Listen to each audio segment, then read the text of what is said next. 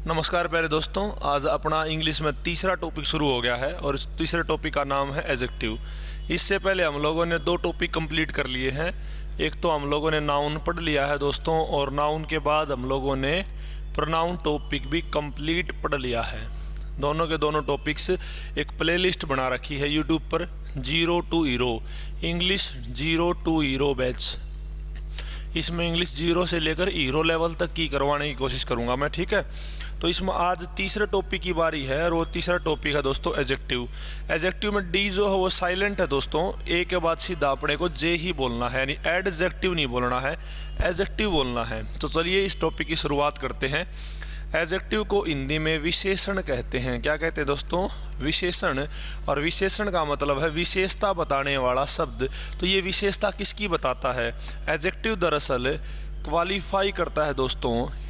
Adjective qualifies a noun, या तो किसी नाउन को क्वालिफाई करेगा या फिर किसी प्रोनाउन को क्वालिफाई करेगा, यानी या तो किसी नाउन को क्वालिफाई करेगा या फिर किसी प्रोनाउन को क्वालिफाई करेगा। क्वालिफाई करने का मतलब है विशेषता बताएगा। तो सीधे सीधे शब्दों में बात यह है कि नाउन और प्रोनाउन की, या तो नाउन की या फिर प्रोनाउन की, दोनों की विशेषता बताने वाले शब्द को हम क्या कहते हैं? एडजेक्टिव। तो डेफिनेशन समझ में आई है दोस्तों, और सारा खेल इस टॉपिक में डेफिनेशन का है।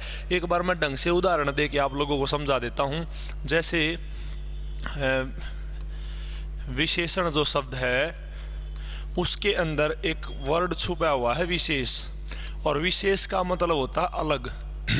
तो नाउन और प्रोनाउन के बारे में दोस्तों कुछ भी अगर आपको अलग पता लगे, क्या समझे हाँ दोस्तों? अगर नाउन और प्रोनाउन के बारे में कुछ भी अलग पता लगे, उस अलग शब्द को ही हम एडजेक्टिव कहते हैं। उदाहरण के तौर पर जैसे मान लो अब ये पंखा है, हमने ले लिया कोई पंखा। अब पंखे के बारे में आप कुछ भी अलग लिख दो, कुछ भी अलग। जैसे अलग करने के लिए आपने पंखा लिख दिया काला पंखा, हरा पंखा, हमारा पंखा, भारतीय पंखा। ये जो शब्द लिखने लग रहे हैं हम, ये सारे के सारे शब्द पंखे को अलग करने लग रहे हैं दूसरे पंखों से, ठीक है। भारतीय पंखा, आरामखोर पंखा, तो कुछ भी लिख दो आप। ये जो सारे शब्द हैं ये इस पंखा शब्द को अलग करने लग रहे हैं। और जो भी नाउन और प्रोनाउन को अलग करे, क्योंकि पंखा जो है वो नाउन है, तो नाउन और प्रोनाउन को अलग करें, वो अपने आप में क्या होते हैं? एडजेक्टिव यानी विशेषण। तो ये जो काला है, हरा है, हमारा है, भारतीय है, आरामखोर है, ये शब्द यहाँ पंखे के लिए क्या है? एडजेक्टिव हैं दोस्तों। हिंदी की बात करोगे तो विशेषण है। तो ऐसा करता हूँ, आपको डेफिनेशन समझ में आई होगी। चलिए जी टॉपिक को शुरू करते हैं।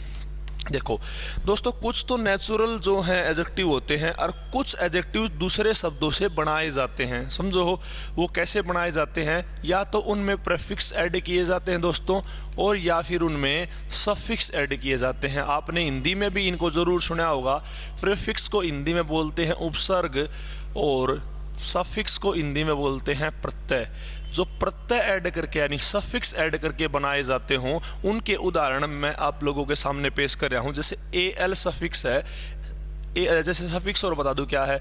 अगर कोई शब्द है, उस शब्द के पीछे अगर कुछ लगे उसको बोलते हैं सफिक्स, और उससे आगे लगे तो उसको बोलते हैं प्रीफिक्स। वर्ड का दोस्तों अपने आप में कंप्लीट मीनिंग होता है, और एक बात का ध्यान रखना, प्रीफिक्स और सफिक्स का अपने आप में कोई मीनिंग नहीं होता। जैसे एल है, एल का खुद में कोई मतलब नहीं है, ठीक है दोस्तों। तो ये पीछे लग रहा है तो सफिक्स कहलाएगा, और आगे लगा होता तो ये प्रीफिक्स कहलाता, ठीक है। तो एल से, जैसे एक्सेप्शन से एल लगते ही एक्सेप्शनल बन गया। OUS है, एडवेंचर से OUS लगते एडवेंचरस बन गया, ठीक है। जैसे ISH है, तो जैसे चाइल्ड से चाइल्डिश बन गया।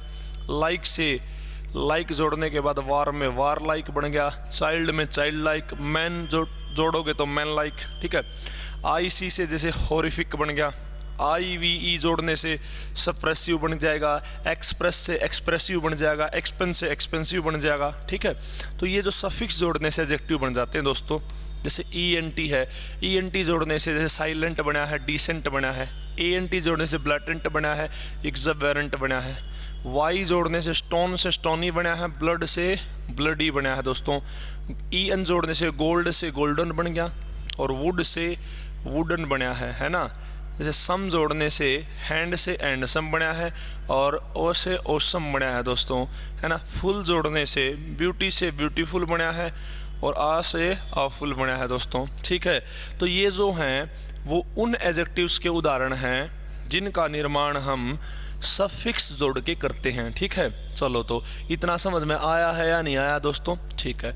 अब आगे हम एक छोटी सी बात पढ़ने जा रहे हैं जिसका नाम है नो SASCOMP। तो ये क्या लफड़ा है जनाब, चलिए पहले एक उदाहरण के साथ समझने की कोशिश करते हैं।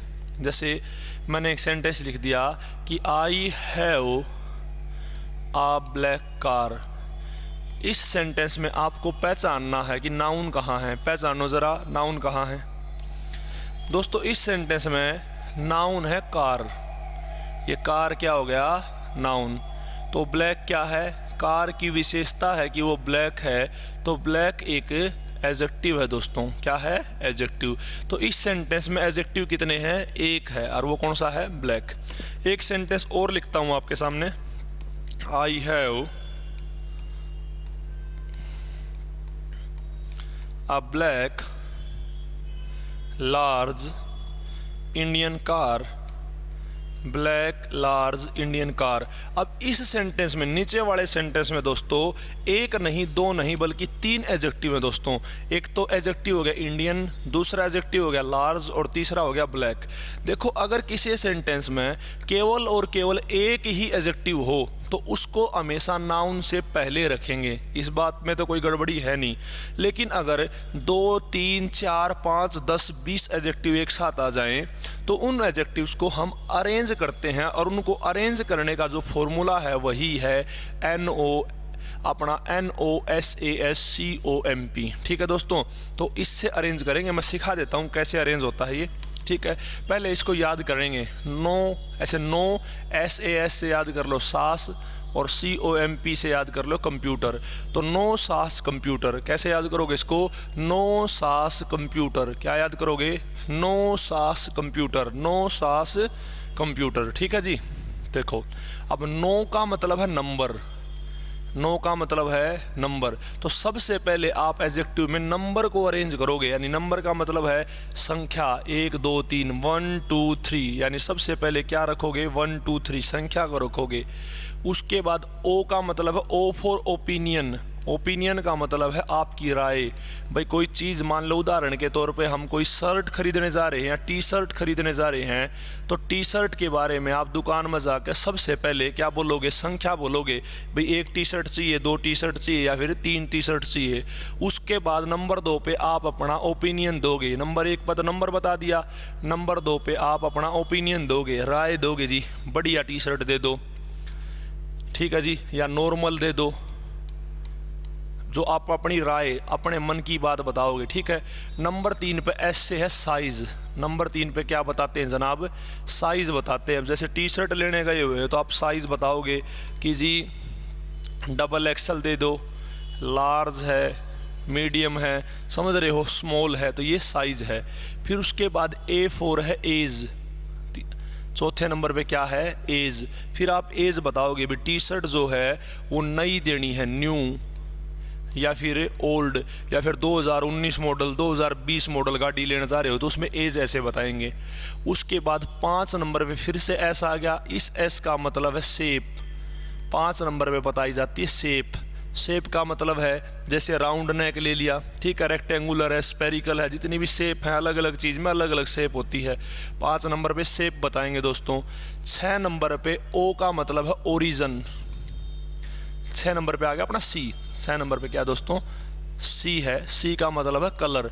फिर 6 नंबर पे हम बताएंगे कलर। कलर जैसे लाल है, पीला है, हरा है, जो भी आपने, जैसे टी शर्ट में आप कह दोगे जी ब्लैक टी शर्ट, ठीक है।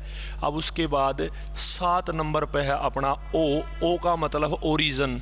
क्या मतलब है, ओरिजन। ओरिजन का मतलब है वो चीज़ निकली कहाँ से, जैसे कंपनी, भाई नाइकी है, एडिडास है, रीबॉक है, या फिर इंडियन है, जापानीज़ है, वो जहाँ की भी इंडियन है, जापानीज़ है या फिर चाइनीज़ है, वो कंपनियाँ ओरिजिन जहाँ से वो चीज़ बनी है, निकली है। एम का मतलब है मटेरियल। तो 8वें नंबर पे क्या हो गया दोस्तों, मटेरियल। मटेरियल का मतलब वो चीज़ बनी किससे है, जैसे टी शर्ट लोहे की बनी है, या फिर कॉटन की बनी है, या फिर वो भाई रेशम की बनी है तो वो मटेरियल। और 9 नंबर पे P4 है पर्पज़।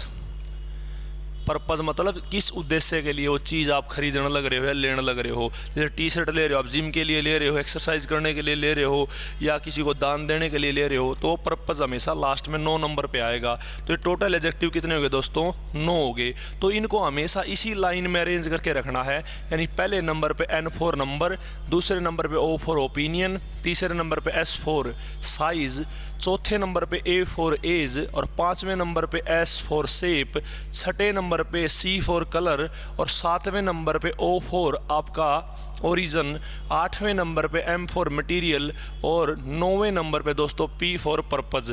ऐसे हमेशा इनका ऐसे ही अरेंजमेंट, ऐसे ही इनका क्रम रखना है दोस्तों।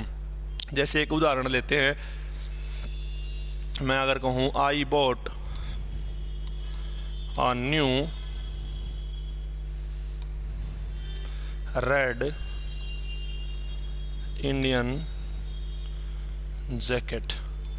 अब बताओ ये सेंटेंस सही है या फिर गलत है? आप इस पर एक बार नज़र मारो। अब अगर आप इस पर नज़र मारोगे तो आप महसूस करोगे जैकेट एक नाउन है और उसके लिए एडजेक्टिव है इंडियन, रेड और न्यू। न्यू जो है वो उसकी एज है दोस्तों, रेड जो है वो कलर है, और इंडियन जो है वो ओरिजिन है। तो आप देखो एज कौन से नंबर पे होनी चाहिए? एज होनी चाहिए चौथे नंबर पे, कलर जो है कलर होना चाहिए जनाब छठे नंबर पे, और ओरिजिन जो है वो होना चाहिए 7वें नंबर पे। तो अरेंजमेंट बिल्कुल सही है, 4 के बाद 6 आता है और 6 के बाद 7। तो ऐसे ही अरेंजमेंट रखनी है। अगर इस सेंटेंस में इंडियन पहले ले आएँ या न्यू बाद में ले जाएँ तो ये सेंटेंस गलत हो जाएगा दोस्तों। तो ऐसे ही अरेंजमेंट रखनी है। ये आशा करता हूँ ये वाला जो पॉइंट रूल है वो आप लोगों को समझ में अवश्य आया होगा। ठीक है भैया, चलो जी। अब दूसरी बात ये है दोस्तों, अभी जो हमने रूल पढ़ा है नो सास कंप्यूटर वाला, जो NOSASCOMP, ये वाला जो रूल पढ़ा है कि भी इसी के अनुसार अरेंजमेंट अपने को रखनी है। लेकिन कुछ एडजेक्टिव ऐसे हैं जो इस रूल को फॉलो नहीं करते, क्योंकि ये सदियों से ऐसे ही चलते आ रहे हैं और अपने को ऐसे ही रट लेने हैं, याद कर लेने हैं। तो एक बार ये देख लो कौन से हैं। इसमें अपने को ये साइज, एज, ओपिनियन कुछ का किसी की बात का ख्याल नहीं रखना है, ये सिंपल ऐसे ही याद कर लेने हैं। ठीक है, जैसे टोल, डार्क एंड हैंडसम, ऐसे ही याद करना है इसको। Fair and beautiful, first and foremost, happy and gay, black and shiny, fast and furious, each and every, creative and constructive, pale and sad. तो इनको दोस्तों याद कर लेना है और इनमें एक्टिंगबाजी नहीं छाटनी है। ये ऐसे की ऐसे यूज़ होते हैं, इनमें रूल्स फॉलो नहीं होंगे। ठीक है, चलो उससे आगे बढ़ते हैं। अब जो नया टाइप है इसमें आप ध्यान से देखो, बैग जो है दोस्तों वो एक नाउन है, और इस नाउन की विशेषता है कि वो हॉट है और वो पानी वाला, यानी जो बैग है ये गर्म है और पानी वाला है, समझ रहे हो। लेकिन इसमें एक छोटी सी मिस्टेक है, इसमें ओट तो एक प्रॉपर एडजेक्टिव है दोस्तों, लेकिन जो वाटर है वो काम तो एडजेक्टिव का करता है, बट वो नेचर से क्या है, नाउन। यानी नाउन यहाँ काम करने लग रहा है किसका, एडजेक्टिव का। और दोस्तों जब भी कोई नाउन काम करे एडजेक्टिव का तो हमेशा उसको नाउन के नज़दीक ही रखेंगे। इतनी बात समझ में आई है? यानी दोबारा बता रहा हूँ, जब भी कोई नाउन काम करे एडजेक्टिव का तो उसे हमेशा नाउन के ही नज़दीक रखेंगे। लेकिन यहाँ तो वाटर जो नाउन है और वो काम करने लग रहा है एडजेक्टिव का, बट इसको तो हमने बैग यानी नाउन से दूर रखा है, जो कि सरासर गलत है। ठीक है, तो वाटर को यहाँ से हटा के बैग के नज़दीक लाएंगे तो क्या बोलेंगे, हॉट वाटर बैग, ये है, ना कि वाटर हॉट बैग। ठीक है, सेम अगले सेंटेंस में है। इसमें बुलक जो है वो है तो नाउन, लेकिन यहाँ काम किसका कर रहा है, एडजेक्टिव का। तो नाउन जब एडजेक्टिव का काम करे तो उसे नाउन के ही नज़दीक रखेंगे, यानी टू को इधर और बुलक को साइड में लेके जाएंगे। आगे देखो, I bought 2 soft brown bread rolls. दोस्तों यहाँ रोल्स जो हैं वो एक नाउन है। तो आगे देखो, 2 सॉफ्ट ब्राउन ब्रेड, यहाँ ब्रेड जो है जन्म से नाउन है, बट यहाँ जो काम है वो किसका कर रहा है, ये ब्रेड एडजेक्टिव का। तो नाउन जब एडजेक्टिव का काम करे तो उसे नाउन के ही नज़दीक रखें, और वो चीज़ हमने कर दी है। तो ये थर्ड वाला सेंटेंस बिल्कुल ठीक है दोस्तों। तो ये वाला कॉन्सेप्ट आशा करता हूँ आप लोगों को समझ में आया होगा। चलिए अगले कॉन्सेप्ट पे चलते हैं। अगला कॉन्सेप्ट क्या कहता है दोस्तों? अगला कॉन्सेप्ट कहता है अगर आपका नाउन काम करे एडजेक्टिव का, किसका काम करे? एडजेक्टिव का। भाई नाउन अगर काम करे एडजेक्टिव का तो उसे हमेशा सिंगुलर फॉर्म में ही लिखा जाता है। किस फॉर्म में लिखा जाता है दोस्तों? सिंगुलर फॉर्म में। और आप जानते हो नाउन जैसे सिंगुलर हो, जैसे बॉय सिंगुलर है और उसका अगर प्लूरल बना रहे हैं तो उसके साथ एस या ई एस लगा देते हैं। तो नाउन को सिंगुलर से प्लूरल करते वक्त एस या ई एस लगा देते हैं। समझ रहे हो दोस्तों? तो ये कहना चाह रहा है नाउन सिंगुलर रखने का मतलब है उसके साथ एस या ई एस नहीं आएगा, क्योंकि एस या ई एस तो हमेशा प्लूरल नाउन के साथ आता है। अब क्यों एस या ई एस नहीं लगाना? जैसे इसमें लंग्स कैंसर है। अब कैंसर की विशेषता है कि वो फेफड़ों की कैंसर है। ठीक है दोस्तों। अब यहाँ जो लंग्स वर्ड है वो काम करने लग रहा है किसका? एडजेक्टिव का। यानी अब ये लंग्स जो है वो था तो पहले नाउन, बट अब ये क्या है? एडजेक्टिव। अगर ये एडजेक्टिव है तो ये रूल भी एडजेक्टिव वाले ही फॉलो करेगा। ठीक है, इसके साथ नाउन वाले रूल फॉलो नहीं होंगे। भी एस या ई एस लगा के सिंगुलर से प्लूरल करने का जो रूल है वो केवल और केवल किस पर अप्लाई होता है? वो नाउन पर अप्लाई होता है, उससे हम एडजेक्टिव पर अप्लाई नहीं कर सकते। तो सिंपल सी बात है, इसके साथ से एस हटाना पड़ेगा। और वही मैंने आपको शुरुआत में बता दिया था कि जब नाउन काम करता हो किसका? एडजेक्टिव का, तो उसे हमेशा सिंगुलर फॉर्म में लिखेंगे। इट मीन्स उसके साथ कभी भी एस या ई एस नहीं लगाएंगे। यानी लंग्स कैंसर गलत है तो क्या बोलेंगे? Lung cancer. ठीक वैसे ही नीज रिप्लेसमेंट ना बोल के क्या बोलेंगे? Knee replacement. जैसे आईज इन्फेक्शन ना बोल के क्या बोलेंगे? Eye infection. ठीक है दोस्तों। 3 years इम्प्रिजनमेंट ना बोल के क्या बोलेंगे? 3 year इम्प्रिजनमेंट, यानी ईयर्स ना बोलेंगे। ठीक है। 2 hours लेक्चर ना बोल के 2 hour लेक्चर बोलेंगे, ऐसा हट जाएगा दोस्तों। 5 stars होटल ना बोल के क्या बोलेंगे? 5 star होटल, यानी स्टार से ऐसे हट जाएगा। तो दोस्तों यहाँ तक आशा करता हूँ आप लोगों को समझ में आया होगा। अगली जो क्लास है, जो अगली जो बात है वो अगली क्लास में जानेंगे। आज के लिए इतना ही। जय हिंद, जय भारत।